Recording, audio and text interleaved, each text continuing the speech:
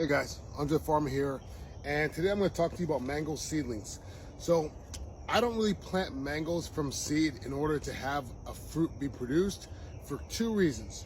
One, because when you plant a mango seed, you're not going to get the same type of mango that you planted. It's going to be slightly different. That's how we create new species of mangoes. We grow a seedling. The other problem is that it takes sometimes between 6 to 12 years before your tree is going to fruit.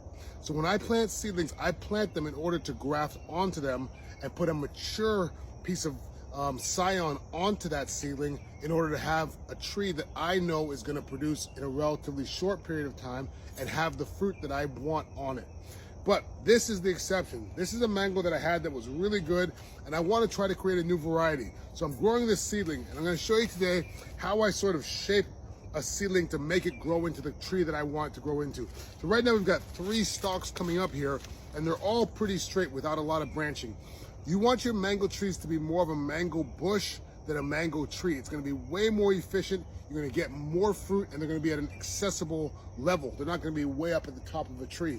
So I'm going to go ahead and tip this plant here, and basically all we're doing is cutting the top branches off, and that's going to allow this tree to branch out at all of these points here. So instead of sort of having 3 just long branches, we're going to get a lot more branching, and mangoes fruit at the terminal ends. So the more branches you have, the more fruit you're going to get. All right?